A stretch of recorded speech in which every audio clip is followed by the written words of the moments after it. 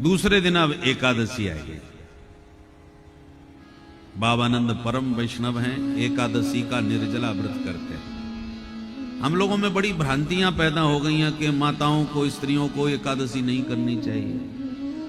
कोई कहता है शुक्ल पक्ष की ही करनी चाहिए। गलत। हर संप्रदाय में सर्वत्र एकादशी का महत्व है।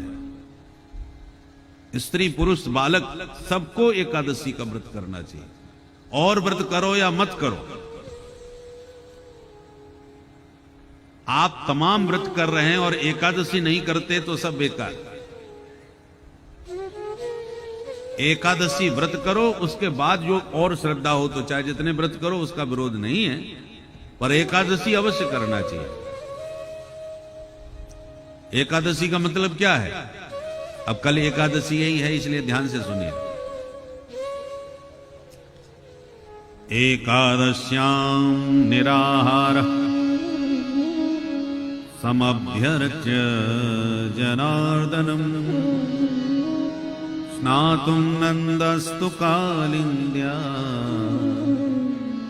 द्वादश्यां जलमाविशत। वास्तविकता तो यह है, एकादशी को निराहार रहना चाहिए, कुछ भी न पावे, वो है असली व्रत। और पक्का तो वो है कि दसवीं के दिन, माने आज दसवीं है तो आज एक समय भोजन करें। एकादशी को बिल्कुल न करे, कुछ भी न पावे, और द्वादशी को भी फिर द्वादशी तिथि में व्रत का पारण करके फिर भोजन करे, वो भी एक समय। वो है उत्तम कोटि का व्रत। परंतु निराहार नहीं रह सकते आप।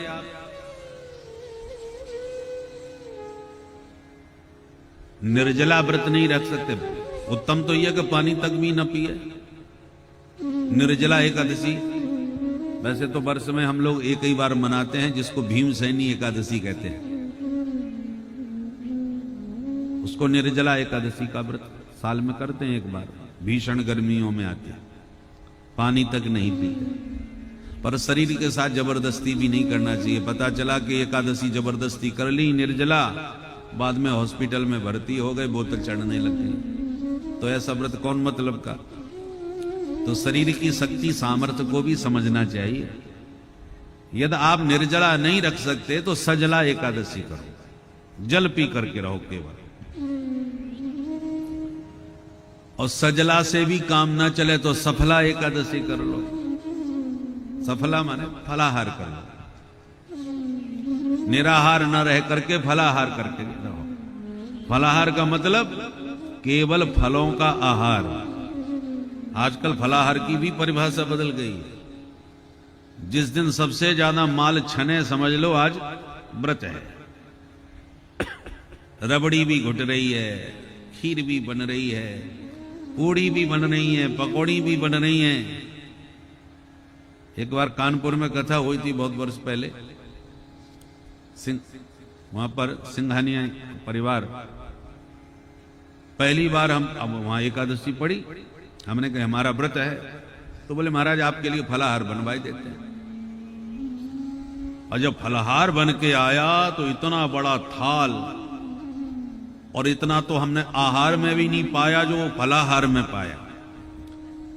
समोसे भी थे, कचौड़ी भी थी, पूड़ी भी थी, इतने आइटम थे। हमने गिन के देखे 25 आइटम थे, और सब फलाहारी। हमको तो विश्वास नहीं हुआ कि ये सब फलाहारी कैसे हो सकता है। फिर उन्होंने समझाया, उनके रसोईया ने आके, देखो ये इससे बना है, ये इससे बनाया, जो फलाहार में पाया जाता है उसी से हमने ये सब बनाया। तो ये फलाहार के नाम पर पूरा फुलाहार हो गया। पेट को रेस्ट देने के लिए फलाहार व्रत किया जाता है। कम से कम 15 दिन में एक बार तो पेट को छुट्टी दो। आपको 7 दिन में रविवार की छुट्टी चाहिए। अब तो 2 दिन हो गए लगभग, शनिवार रविवार। सप्ताह में आपको 2 दिन की छुट्टी चाहिए या 1 दिन की, तो कम से कम पेट को भी तो रेस्ट दो। 15 दिन में एक बार, महीने में 2 बार। जितना भी अजीर्ण है, गरिष्ठ है पेट में, वो निराहार एक दिन करने से सब पच जाता है, पेट ठीक हो जाता है, हल्का हो जाता है। ये सब जितने भी हैं बताए हो गए संतों के, महापुरुषों के नियम, वो सब वैज्ञानिक है, हमारे लाभ के लिए है।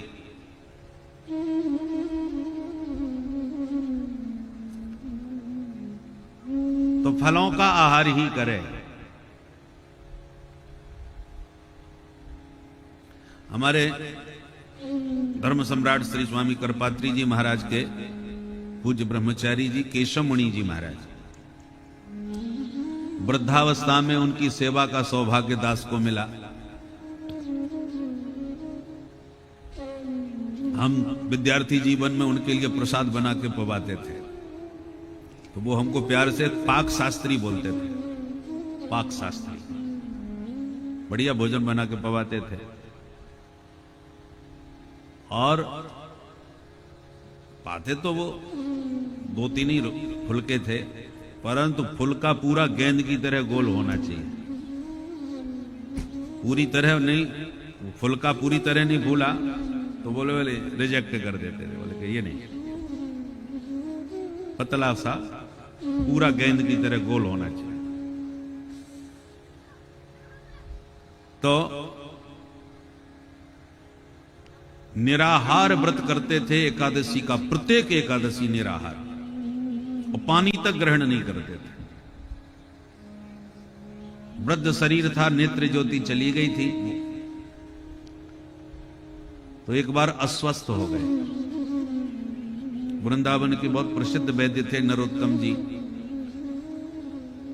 तो उनको हम बुला करके लाए कि स्वामी जी अस्वस्थ हैं, जरा देखिए।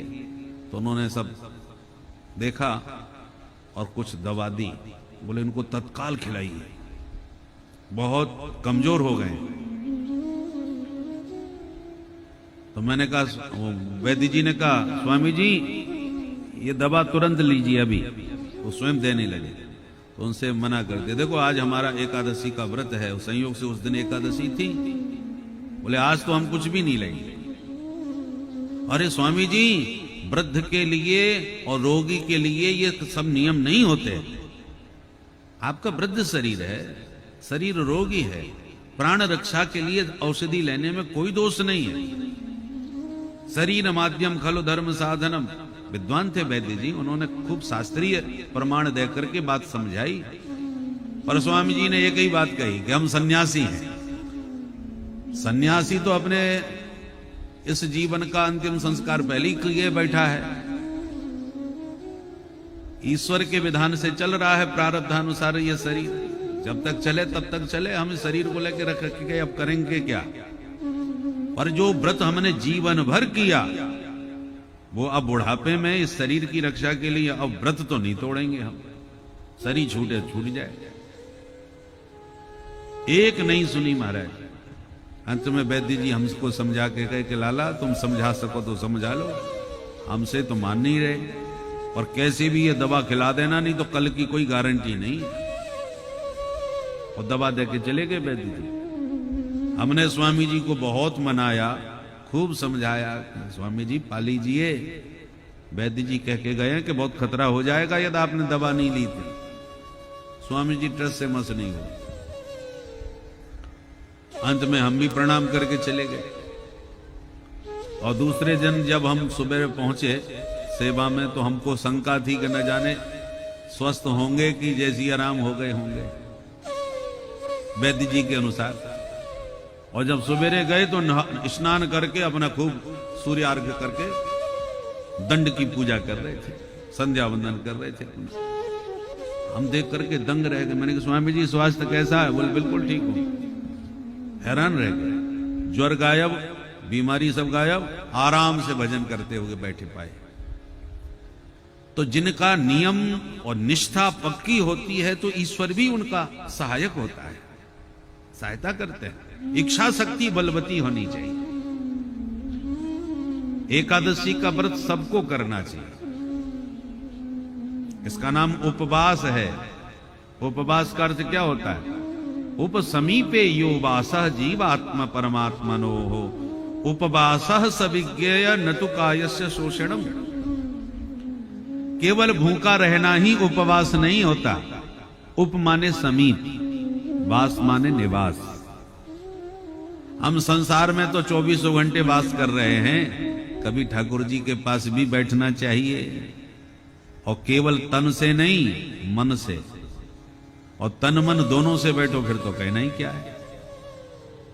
तो उपवास का अर्थ क्या है कि कम से कम 15 दिन में एक बार पूरे मनोयोग के साथ प्रभु के चरणों में बैठो। उप समीपे यो वासः, उसका नाम है उपवास। और एकादशी के उपवास का मतलब क्या है? पंच ज्ञानेन्द्रियां, पंच कर्मेंद्रियां, ये 10 इंद्रियां हैं, और इन 10 का मालिक है मन, स्वामी। इन एकादश इंद्रियों के माध्यम से मन सहित 10 इंद्रियों के साथ भगवान के चरणों में अपने को समर्पित कर देना, यह है एकादशी का उपवास। इन एकादश इंद्रियों से भगवान के चरणों में चित्त को लगाना। वाणी भगवान के गुण गाए, भगवान का नाम जाप करे, केवल प्रभु नाम ले। हो सके तो मौन धारण करके रहे एकादशी को, क्योंकि मौन धारण नहीं करोगे तो मिथ्या भाषण करोगे, उल्टी सीधी बातें करोगे, अपशब्द का भी प्रयोग हो सकता है। वाणी का व्रत, एकादश इंद्रियों का संयम ही तो एकादशी है। तो वाणी का व्रत लो, मौन धारण कर लो, अपशब्द का भी प्रयोग नहीं होगा, मिथ्या भाषण भी नहीं हो। ये वाणी का संयम है। कान सुने, किसी की निंदा नहीं, किसी की चुगली नहीं, भगवान की कथा सुने। वाणी या तो भगवान का नाम ले या मौन रहे। कान भगवान की कथा सुने, किसी की निंदा स्तुति नहीं। पैरों से प्रभु की प्रदक्षिणा दो, परिक्रमा लगाओ। वृंदावन में एकादशी के दिन खूब परिक्रमा लगती है। हाथों से जितना बन सके ज्यादा से ज्यादा ठाकुर जी की सेवा का काम करो। करो हरेर मंदिर मार्जना आदिशु, मंदिर में झाड़ू पोंछा स्वयं अपने हाथ से लगाओ। तनुजा सेवा उत्तम है वित्तजा की अपेक्षा। तनुजा वित्तजा 2 प्रकार की सेवा होती है। तनुजा माने तन से सेवा करना। बहुत से लोग मंदिर बनवा देते हैं, बढ़िया ठाकुर जी की सब व्यवस्था बना देते हैं रुपया पैसों के द्वारा, परंतु एक समय उनके पास वक्त नहीं है पूजा करने का। पुजारी रख दिया, मंदिर बनवा दिया, पुजारी जी सेवा पूजा करें, बस वो तो आके प्रणाम करके निकल जाते हैं। बड़े लोगों के पास समय नहीं होता। तो इसको कहते हैं वित्तजा, वित्त से ठाकुर जी की सेवा कर रहे। ये भी जरूरी होता है भाई। 56 भोग ठाकुर जी का बातों से थोड़ी लगेगा। पैसा चाहिए, धन चाहिए, तो धन से सेवा करो, ये तो भगवान ने धन दिया है तो। परंतु उत्तम है तनुजा, शरीर से सेवा करो। अम्बरीश महाराज चक्रवर्ती सम्राट होते हुए भी अपने हाथ से झाड़ू पोंछा मंदिर में लगाते थे, जबकि सम्राट थे।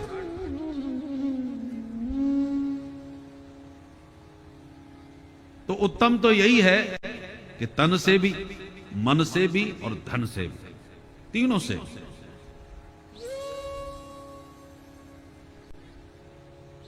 कर से भी सेवा करो, मन से भी चिंतन करो, और कुछ खर्चा भी करो ठाकुर जी के लिए। बढ़िया बढ़िया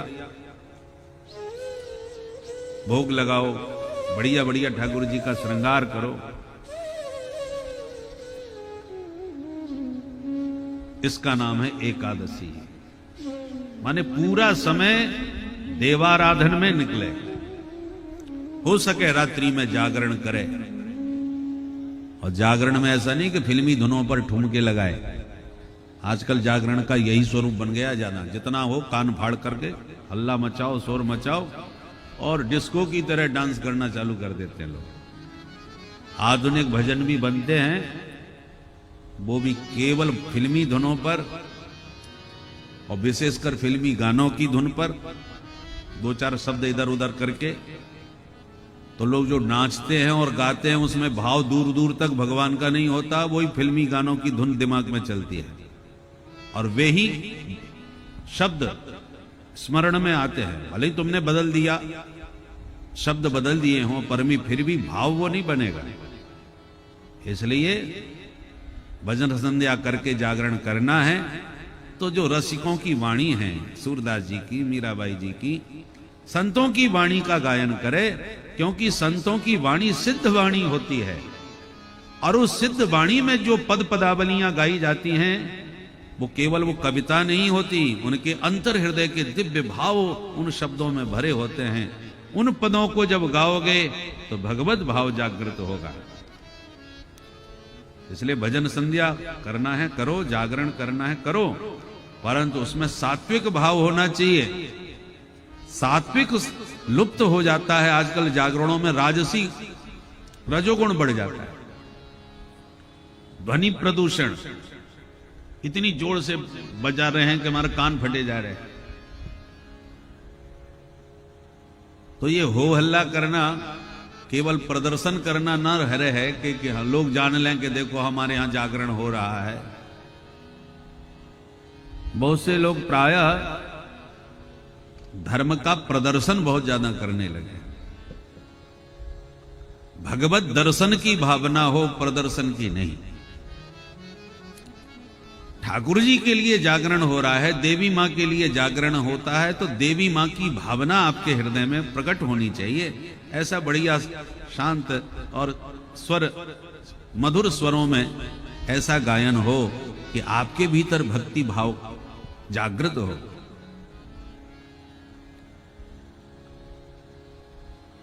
तो माने हमारी सारी इंद्रियां भगवत सेवा में ही पूरी तरह समर्पित हो, उसका नाम है उपवास। उसको कहते हैं एकादशी का व्रत। कल ही एकादशी है, जो ना करते हो वो कल से प्रारंभ कर दो। वैष्णव तो सब करते ही हैं। हमारी सरकार तो आदेश देते थे, निर्देश, प्राय साधु संतों के यहां तो भंडारा में या तो बनेगा तो फलाहार बनेगा, नहीं तो भोजन तो बनता ही नहीं। सभी को एकादशी करनी चाहिए। लोग न जाने कहां कहां के व्रत करते हैं, पर एकादशी से परहेज करते हैं।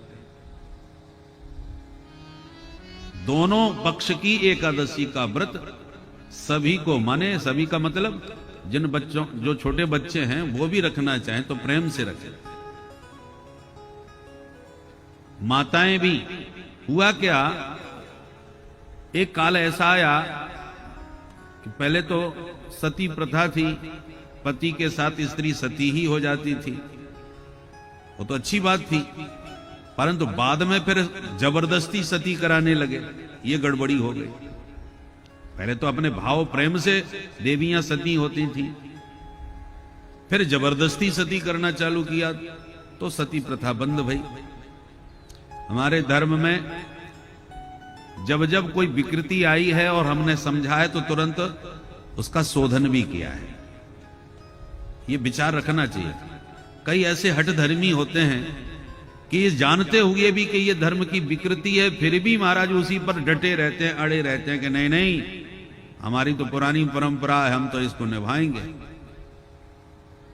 कभी कभी परंपराओं के नाम से अंध परंपराएं चालू हो जाती हैं और विवेकशील पुरुषों को, बुद्धिमान धर्मज्ञों को, धर्माचार्यों को यदि कदाचित धर्म में कोई विकृति आ रही है तो उसका समय समय पर शोधन करना चाहिए,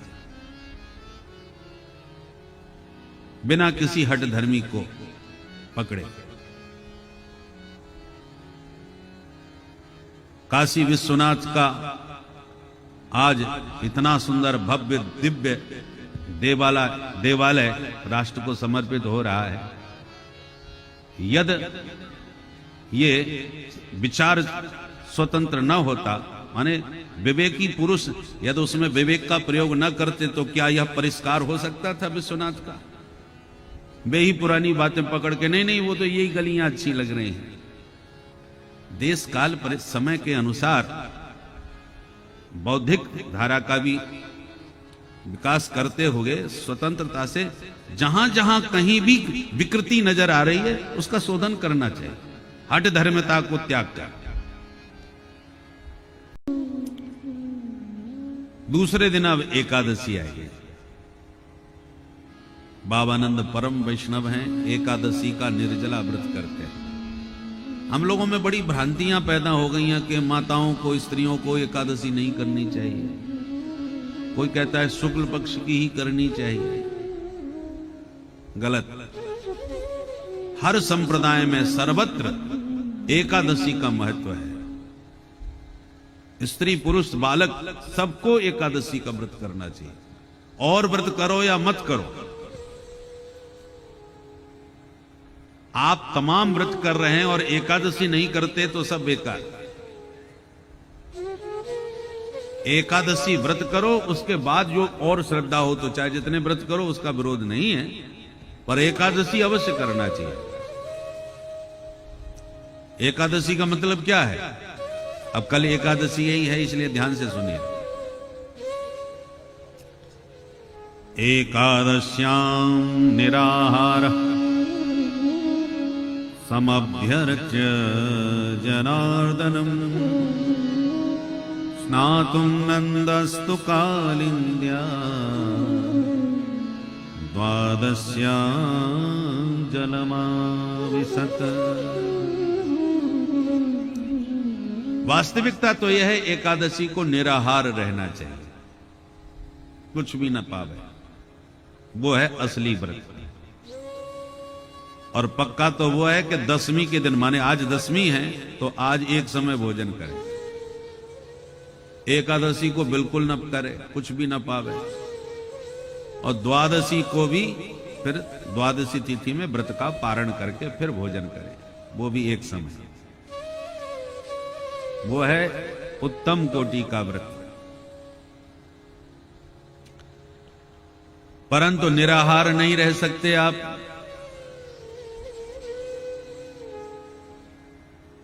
निर्जला व्रत नहीं रख सकते। उत्तम तो यह कि पानी तक भी न पिए। निर्जला एकादशी वैसे तो वर्ष में हम लोग एक ही बार मनाते हैं, जिसको भीमसेनी एकादशी कहते हैं। उसको निर्जला एकादशी का व्रत साल में करते हैं एक बार। भीषण गर्मियों में आते हैं, पानी तक नहीं पीते।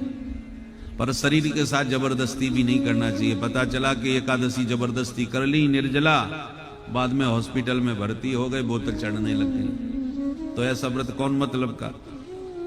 तो शरीर की शक्ति सामर्थ्य को भी समझना चाहिए। यदि आप निर्जला नहीं रख सकते तो सजला एकादशी करो, जल पी करके रहो केवल। और सजला से भी काम ना चले तो सफला एकादशी कर लो। सफला माने फलाहार कर लो, निराहार न रह करके फलाहार करके रहो। फलाहार का मतलब केवल फलों का आहार। आजकल फलाहार की भी परिभाषा बदल गई है। जिस दिन सबसे ज्यादा माल छने समझ लो आज व्रत है। रबड़ी भी घुट रही है, खीर भी बन रही है, पूड़ी भी बन रही है, पकौड़ी भी बन रही है। एक बार कानपुर में कथा हुई थी बहुत वर्ष पहले। वहां पर सिंघानिया परिवार, पहली बार हम अब वहां एकादशी पड़ी। हमने कहा हमारा व्रत है, तो बोले महाराज आपके लिए फलाहार बनवाई देते हैं। और जब फलाहार बन के आया तो इतना बड़ा थाल, और इतना तो हमने आहार में भी नहीं पाया जो फलाहार में पाया। समोसे भी थे, कचौड़ी भी थी, पूड़ी भी थी, इतने आइटम थे। हमने गिन के देखे 25 आइटम थे, और सब फलाहारी। हमको तो विश्वास नहीं हुआ कि ये सब फलाहारी कैसे हो सकता है। फिर उन्होंने समझाया, उनके रसोईया ने आके, देखो ये इससे बना है, ये इससे बनाया, जो फलाहार में पाया जाता है उसी से हमने ये सब बनाया। तो ये फलाहार के नाम पर पूरा फुलाहार हो गया। पेट को रेस्ट देने के लिए व्रत किया जाता है। कम से कम 15 दिन में एक बार तो पेट को छुट्टी दो। आपको 7 दिन में रविवार की छुट्टी चाहिए, अब तो 2 दिन हो गए लगभग, शनिवार रविवार। सप्ताह में आपको 2 दिन की छुट्टी चाहिए या 1 दिन की, तो कम से कम पेट को भी तो रेस्ट दो। 15 दिन में एक बार, महीने में 2 बार। जितना भी अजीर्ण है, गरिष्ठ है पेट में, वो निराहार 1 दिन करने से सब पच जाता है, पेट ठीक हो जाता है, हल्का हो जाता है। ये सब जितने भी हैं बताए हो गए संतों के, महापुरुषों के नियम, वो सब वैज्ञानिक है, हमारे लाभ के लिए है।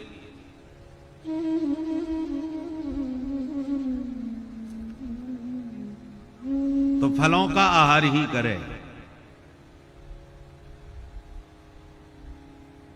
हमारे धर्म सम्राट श्री स्वामी करपात्री जी महाराज के पूज्य ब्रह्मचारी जी केशव मुनि जी महाराज,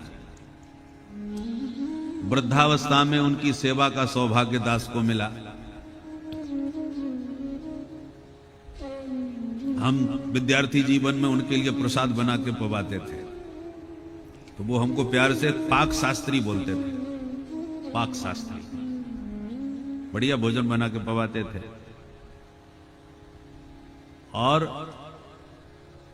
पाते तो वो 2-3 ही फुलके थे, परंतु फुलका पूरा गेंद की तरह गोल होना चाहिए। पूरी तरह नहीं, फुलका पूरी तरह नहीं फूला तो बोले रिजेक्ट कर देते थे, बोले कि ये नहीं, पतला सा पूरा गेंद की तरह गोल होना चाहिए। तो निराहार व्रत करते थे एकादशी का, प्रत्येक एकादशी निराहार, और पानी तक ग्रहण नहीं करते थे। वृद्ध शरीर था, नेत्र ज्योति चली गई थी, तो एक बार अस्वस्थ हो गए। वृंदावन के बहुत प्रसिद्ध वैद्य थे नरोत्तम जी, तो उनको हम बुला करके लाए कि स्वामी जी अस्वस्थ हैं, जरा देखिए। तो उन्होंने सब देखा और कुछ दवा दी, बोले इनको तत्काल खिलाइए, बहुत कमजोर हो गए। तो मैंने कहा, वैद्य जी ने कहा, स्वामी जी ये दवा तुरंत लीजिए अभी। वो स्वयं देने लगे, तो उनसे मना कर दिया, देखो आज हमारा एकादशी का व्रत है, संयोग से उस दिन एकादशी थी। बोले आज तो हम कुछ भी नहीं लेंगे। अरे स्वामी जी, वृद्ध के लिए और रोगी के लिए ये सब नियम नहीं होते। आपका वृद्ध शरीर है, शरीर रोगी है, प्राण रक्षा के लिए औषधि लेने में कोई दोष नहीं है। शरीर माध्यम खलु धर्म साधनम, विद्वान थे वैद्य जी, उन्होंने खूब शास्त्रीय प्रमाण देकर के बात समझाई। पर स्वामी जी ने एक ही बात कही कि हम सन्यासी हैं। सन्यासी तो अपने इस जीवन का अंतिम संस्कार पहले ही किए बैठा है, ईश्वर के विधान से चल रहा है प्रारब्धानुसार ये शरीर, जब तक चले तब तक चले। हम इस शरीर को लेकर रख के अब करेंगे क्या? पर जो व्रत हमने जीवन भर किया, वो अब बुढ़ापे में इस शरीर की रक्षा के लिए अब व्रत तो नहीं तोड़ेंगे हम। शरीर छूटे छूट जाए। एक नहीं सुनी महाराज। अंत में वैद्य जी हमको समझा के कहे कि लाला तुम समझा सको तो समझा लो, हमसे तो मान नहीं रहे, और कैसे भी ये दवा खिला देना, नहीं तो कल की कोई गारंटी नहीं। और दवा देके चले गए वैद्य जी। हमने स्वामी जी को बहुत मनाया, खूब समझाया, स्वामी जी पा लीजिए। वैद्य जी कह के गए कि बहुत खतरा हो जाएगा यदि आपने दवा नहीं ली थी। स्वामी जी ट्रस्ट से मस नहीं हुए। अंत में हम भी प्रणाम करके चले गए। और दूसरे दिन जब हम सुबह पहुंचे सेवा में, तो हमको शंका थी कि न जाने स्वस्थ होंगे कि जैसी आराम हो गए होंगे वैद्य जी के अनुसार। और जब सवेरे गए तो स्नान करके अपना खूब सूर्यार्घ्य करके दंड की पूजा कर रहे थे, संध्या वंदन कर रहे थे। हम देख करके दंग रह गए। मैंने कहा स्वामी जी स्वास्थ्य कैसा है? बोले बिल्कुल ठीक हूं। हैरान रह गए। ज्वर गायब, बीमारी सब गायब, आराम से भजन करते हुए बैठे पाए। तो जिनका नियम और निष्ठा पक्की होती है तो ईश्वर भी उनका सहायक होता है, सहायता करते हैं। इच्छा शक्ति बलवती होनी चाहिए। एकादशी का व्रत सबको करना चाहिए। इसका नाम उपवास है। उपवास का अर्थ क्या होता है? उप समीपे यो वासः जीवात्मा परमात्मनो हो उपवासः सविज्ञेय नतु कायस्य शोषणम। केवल भूखा रहना ही उपवास नहीं होता। उप माने समीप, वास माने निवास। हम संसार में तो 24 घंटे वास कर रहे हैं, कभी ठाकुर जी के पास भी बैठना चाहिए, और केवल तन से नहीं मन से, और तन मन दोनों से बैठो फिर तो कहना ही क्या है। तो उपवास का अर्थ क्या है? कि कम से कम 15 दिन में एक बार पूरे मनोयोग के साथ प्रभु के चरणों में बैठो। उप समीपे यो वासः, उसका नाम है उपवास। और एकादशी के उपवास का मतलब क्या है?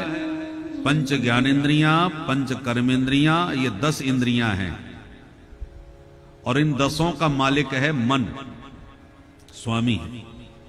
इन एकादश इंद्रियों के माध्यम से मन सहित 10 इंद्रियों के साथ भगवान के चरणों में अपने को समर्पित कर देना, यह है एकादशी का उपवास। इन एकादश इंद्रियों से भगवान के चरणों में चित्त को लगाना। वाणी भगवान के गुण गाए, भगवान का नाम जाप करे, केवल प्रभु नाम ले। हो सके तो मौन धारण करके रहे एकादशी को, क्योंकि मौन धारण नहीं करोगे तो मिथ्या भाषण करोगे, उल्टी सीधी बातें करोगे, अपशब्द का भी प्रयोग हो सकता है। वाणी का व्रत, एकादश इंद्रियों का संयम ही तो एकादशी है। तो वाणी का व्रत लो, मौन धारण कर लो, अपशब्द का भी प्रयोग नहीं होगा, मिथ्या भाषण भी नहीं हो। ये वाणी का संयम है। कान सुने, किसी की निंदा नहीं, किसी की चुगली नहीं, भगवान की कथा सुने। वाणी या तो भगवान का नाम ले या मौन रहे। कान भगवान की कथा सुने, किसी की निंदा स्तुति नहीं। पैरों से प्रभु की प्रदक्षिणा दो, परिक्रमा लगाओ। वृंदावन में एकादशी के दिन खूब परिक्रमा लगती है। हाथों से जितना बन सके ज्यादा से ज्यादा ठाकुर जी की सेवा का काम करो। करऊ हरेर मंदिर मार्जना आदिशु, मंदिर में झाड़ू पोंछा स्वयं अपने हाथ से लगाओ। तनुजा सेवा उत्तम है वित्तजा की अपेक्षा। तनुजा वित्तजा 2 प्रकार की सेवा होती है। तनुजा माने तन से सेवा करना। बहुत से लोग मंदिर बनवा देते हैं, बढ़िया ठाकुर जी की सब व्यवस्था बना देते हैं रुपया पैसों के द्वारा, परंतु एक समय उनके पास वक्त नहीं है पूजा करने का। पुजारी रख दिया, मंदिर बनवा दिया, पुजारी जी सेवा पूजा करें, बस वो तो आके प्रणाम करके निकल जाते हैं। बड़े लोगों के पास समय नहीं होता। तो इसको कहते हैं वित्तजा। वित्त से ठाकुर जी की सेवा कर रहे, ये भी जरूरी होता है भाई। 56 भोग ठाकुर जी का बातों से थोड़ी लगेगा। पैसा चाहिए, धन चाहिए, तो धन से सेवा करो, या तो भगवान ने धन दिया है तो। परंतु उत्तम है तनुजा, शरीर से सेवा करो। अम्बरीश महाराज चक्रवर्ती सम्राट होते हुए भी अपने हाथ से झाड़ू पोंछा मंदिर में लगाते थे, जबकि सम्राट थे।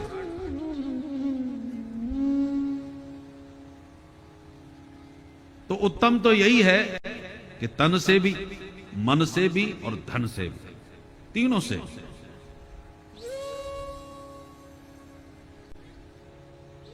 कर से भी सेवा करो,